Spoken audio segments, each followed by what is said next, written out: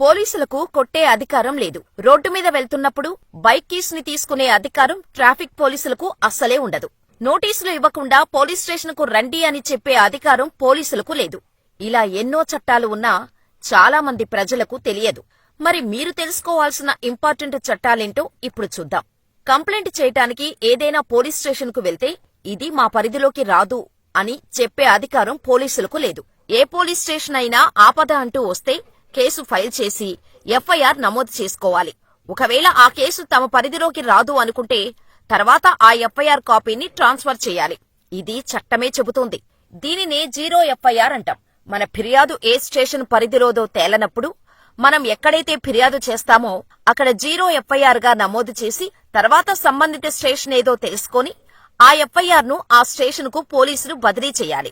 ఉదయం 6 లోపు సాయంత్రం 6 తర్వాత పోలీస్ స్టేషన్ కు రావాలని ఏ మహిళకైనా పోలీసులు ఆర్డర్స్ పాస్ చేస్తే నేను రాను అని చెప్పి తిరస్కరించే హక్కు ఆ మహిళకు ఉంటుంది.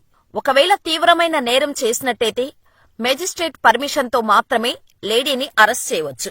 అది కూడా మహిళా పోలీస్ ఆధ్వర్యంలోనే. ఒక మహిళ నిందితురాలని లేదా ఖైదీని అరెస్ట్ చేయాలంటే కేవలం మహిళా పోలీస్ ఆఫీసర్ లేదా కానిస్టేబుల్ ఉండాలి. మగ పోలీసులకు లేడీస్ ని అరెస్ట్ చేసే అధికారం లేదు. పోలీస్ స్టేషన్లో ఏ పోలీస్ ఆఫీసర్ అయినా ఎఫ్ఐఆర్ నమోదు చేయడానికి నిరాకరిస్తే ఆ అధికారిపై కంప్లైంట్ చేసే హక్కు ఉంటుంది. ఈ కేసు ప్రూవ్ చేయగలిగితే 6 నెలల నుండి ఏడాది పాటు జైలు శిక్ష పడే అవకాశం ఉంది ఆ పోలీస్ అధికారికి. యూనిఫాంలో ఉన్నా లేకపోయినా ఒక పోలీస్ ఆఫీసర్ 24 గంటలు డ్యూటీలో ఉన్నట్టే. ఒకవేళ అతను డ్యూటీలో లేనని మీ కంప్లైంట్ తీసుకోవటం లేదు అని చెప్పినా అది చట్టరీత్యా నేరం కిందకే వస్తుంది. మీరు ఒక నేరానికి శిక్ష అనుభవించినట్టయితే అదే తరహా నేరానికి అదే రోజు అదే శిక్ష వేసి శిక్షించే హక్కు లేదు. ఫర్ ఎగ్జాంపుల్, ఒకరోజు మీరు హెల్మెట్ లేకుండా ఒకసారి పట్టుబడి ఫైన్ కట్టారనుకోండి.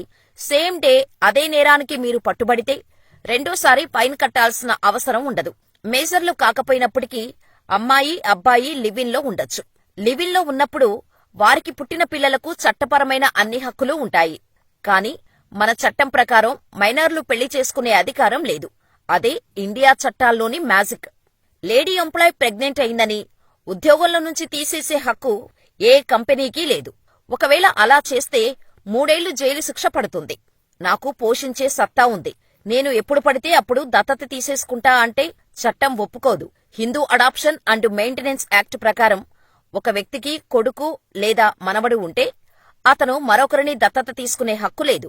ఒకవేళ అలాంటి సిచ్యువేషన్లో దత్తత తీసుకోవాలంటే ఇద్దరి పిల్లల మధ్య 21 సంవత్సరాల తేడా ఉండాలి. అందరూ ఎంఆర్పీ రేటు పెట్టి ఇదే ఫిక్స్ అని చెప్తారు కదా. అయితే ఎంఆర్పీ ధర కంటే తక్కువకు బేరమాడే హక్కు కొనేవారికి ఉంది. కానీ ఎంఆర్పీ ధర కంటే ఎక్కువ రేటుకి వస్తువును అమ్మే హక్కు అమ్మేవారికి ఉండదు. ఈ మధ్య ఇళ్లల్లో గ్యాస్ సిలిండర్ పేలి ప్రమాదాలు చాలా జరుగుతున్నాయి. అనుకోకుండా ఇలాంటి ప్రమాదాలు జరిగితే నష్టపోయాం అని కుమిలిపోకుండా ప్రమాదం జరిగిన వెంటనే స్థానికంగా పోలీస్ స్టేషన్లో కంప్లైంట్ చేసి ఎఫ్ఐఆర్ నమోదు చేయించాలి. ఆ ఎఫ్ఐఆర్ ని తీసుకుని గ్యాస్ ఏజెన్సీ నుంచి నష్టపరిహారంగా 50 లక్షల వరకు క్లెయిమ్ చేసుకునే వెసులుబాటు ఉంటుంది. కాస్తలో కాస్త ఆర్థికంగా కోలుకోవటానికి ఈ మనీ ఉపయోగపడుతుంది. లాస్ట్ అండ్ ఫైనల్, ఈ లా పాయింట్ గురించి మనలో చాలా మందికి అస్సలు తెలియదు. ఏ 5 స్టార్ హోటల్ కైనా కామన్ మ్యాన్ వెళ్లి మంచినీళ్లు తాగటానికి వాష్రూమ్స్ వినియోగించుకునే హక్కు ఉంటుంది. వద్దని చెప్పటానికి ఆ హోటల్ వాళ్లకు ఎటువంటి హక్కు ఉండదు. మరి ఈ ఇంట్రెస్టింగ్ లా పాయింట్స్ గురించి మీకు ముందే తెలిసి ఉంటే మాకు కామెంట్ చేసేయండి.